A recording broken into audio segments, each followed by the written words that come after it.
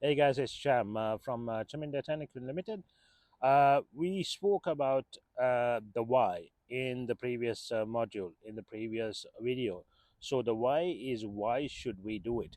But even the why, we are going to drill it down. So in this video, what we are going to do is we're going to talk about the what, also about the why, who, and how. So when I say what are we selling? So it's about the course. We need to drill down and understand quite well um, about the course, the modules, how it's going to serve, even the different modules in your course itself, what kind of problems it's going to solve. So that's the what, and the who. When I say who, you need to drill down on your dream clients. The only way to get through to your dream clients is by drilling down, as in narrowing down. You have to narrow down as much as possible. The smaller the group you speak to, the easier you can get to them, because you will know exactly what they want. If you try to speak to everyone, you speak to no one and end up no one buying your product. That's one of the major reasons why people can't sell the products or their courses or their services, because they try to reach everyone. So that's something that we're going to touch upon. The how is, how are you going to sell, or how are you going to serve them? How are you going to give this information? Is it a course? Is it a PDF? Is it an ebook? Is it a mastermind? Is it a group call? So that we're going to decide on. And so the how, why, what, and who. So those are the things that we're going to talk about in this video. So when I say what, let me explain. Say you're a teacher. So you are saying, I'm a teacher. So you try to market yourself saying, I'm a teacher. Who's going to come to you? No one's going to come to you, because they would like more information. So teacher is a generic term, and it's a general term, and no one's going to want just a teacher. They would want to know what kind of subjects you teach. And that's the first thing. So you say, I'm an art teacher, or I'm an English teacher, I'm a maths teacher. When they say I'm a maths teacher or an arts teacher or an English teacher, they will still want more clarification as to what type of students do you teach, right? You're not gonna, say I'm a maths teacher is a generic term. Again, it will be what age categories do you teach? And if you say, oh, I teach students from grade 9 to grade 11, then that's more specific. So then the next thing you do is, if you touch up on a specific topic, then you say, I specialize on this. Maybe if it's maths, you say it's geometry or algebra or whatever it is. But you have to be specific. I specialize on this. So the more specific you are, then you're more likely to touch up on them. So if they have a problem with geometry, they will come to you. Oh, this is the person who specialized for geometry, and she or he teaches for this age group, and this is, and also maybe the demographics. Maybe they want to come and meet you and speak to you in person. And if you are in a closer town, they might want to come and see you. So these are very important when you decide on your product. So you can't just say, I'm a fitness instructor. You have to be specific. You can't say, I'm a coach. So if you're saying I'm a coach, you have to say, you have to mention what type of coach you are. If you are a mindset coach, you have to be more specific about the mindset, and you have to be specific about the sex. If you prefer teaching women, and if you have an age group, you got to mention those. Then they will resonate more, and you'll be able to speak to them directly, because this age group has this kind of problems. So you don't want to try and serve everyone when you first start up. Maybe at a later stage, you might want to go and speak to everyone. You might want to widen up your niche, your dream clients. But at the moment, what you should do is just focus on a specific niche, narrow it down so you know what you're doing, and it's easy to speak to your dream clients and they will resonate more with you, and you can talk to them very, very easily. So the next thing you need to worry about is the who are you serving. So even this you need to narrow down as much as possible. Now you know about your product or service or your course. This is what I'm selling, this is my course, but you need to narrow down the dream clients. So these are the dream clients, these women between 40 and 45, uh, living in New York or something like that. So then it's easier for you to get to them and you can speak to them directly. Then you can expand it to another city, maybe that's later.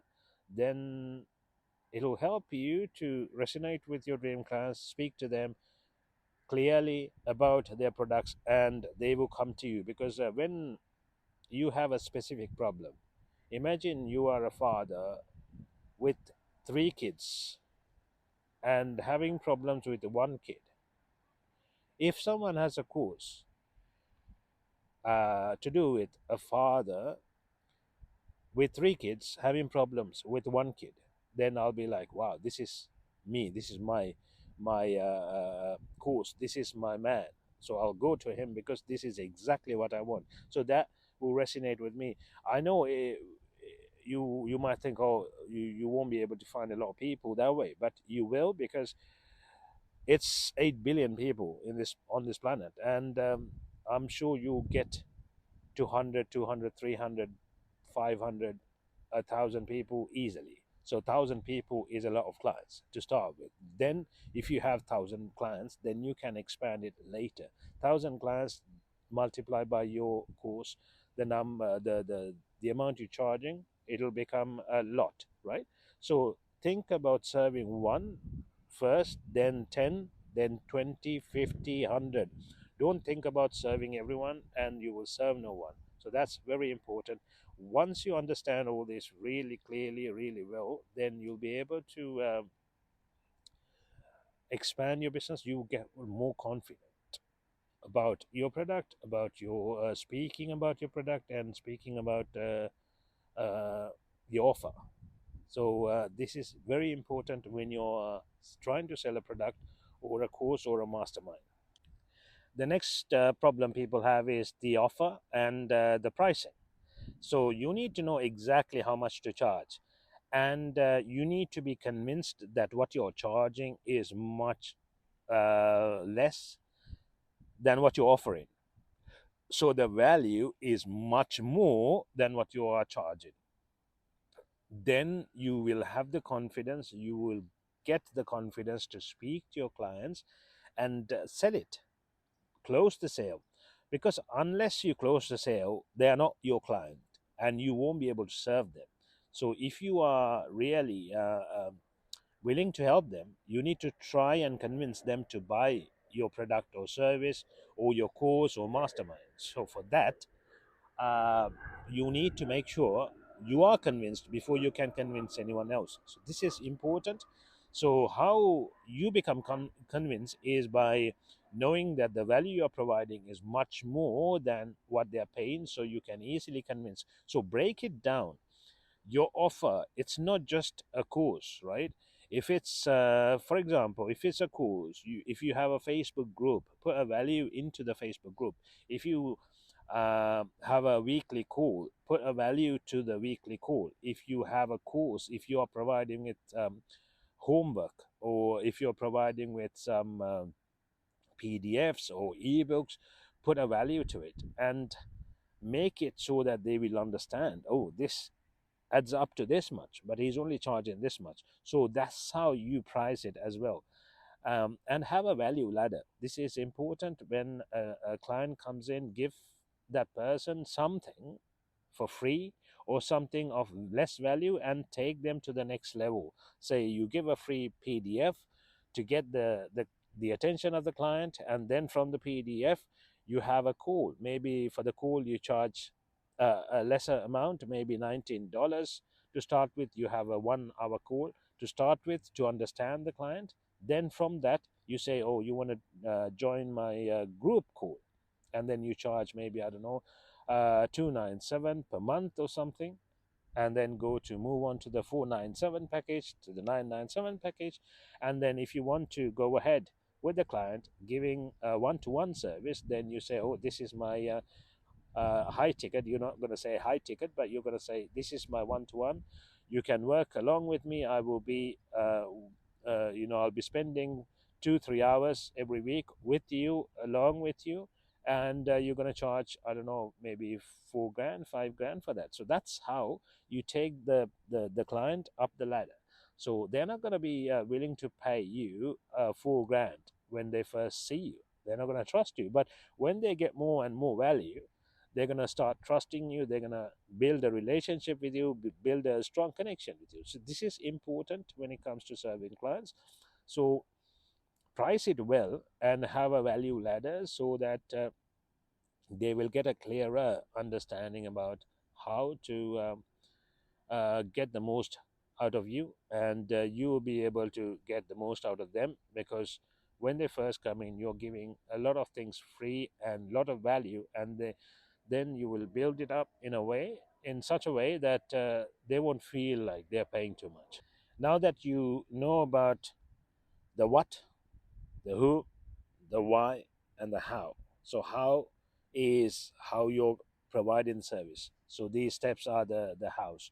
If it's a group call, if it's a course that's saved already, or if it's a one-to-one, so that's the how, right? So once you have all this, the how, the who, the what, the why, and once your mindset is built in a way that, yes, I know this is valuable to my clients, and what they're paying is much less than what they're getting. So now you want to sell. Now you need to learn some sales techniques, sales closing techniques. So I'm going to go through the sales techniques and sales closing techniques, so you will be able to close the sale. So the next thing you're going to be facing is are the objections. When you sit down with a client, maybe a Zoom call or maybe a phone call, they will come up with a lot of objections. These objections are mainly complaints.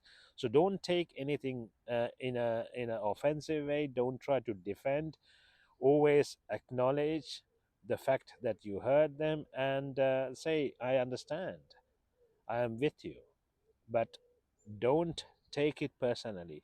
They're not refusing you, they're just refusing the product because they haven't heard enough, because they don't know enough about the product. So you need to give more and more value and try to convince them to buy your product. And I will be talking about some closing strategies in the next uh, uh, module. But in this one, what I'm going to cover are the objections. So they will come up with the main objection will be, it's too much, it's too high, I can't afford it. It's not the right time. I need to ask my wife. I need to speak to someone else. I'm very busy. So these are common objections. So for all these objections, we have solutions, we have answers. So that's the reason why you need to learn about the closing strategies. If you know the closing strategies really well, and if you study them hard, if you practice them really hard, really well, over and over again, read them, watch them over and over again, you become better at closing, because different strategies should be used at different stages, different for different objections. So you need to know them really well, so the correct strategy will come up and you'll be able to close them really well. So these are the objections. Get ready, you'll be facing them, but come up with, have some answers ready before you face the client, and it'll be easy for you.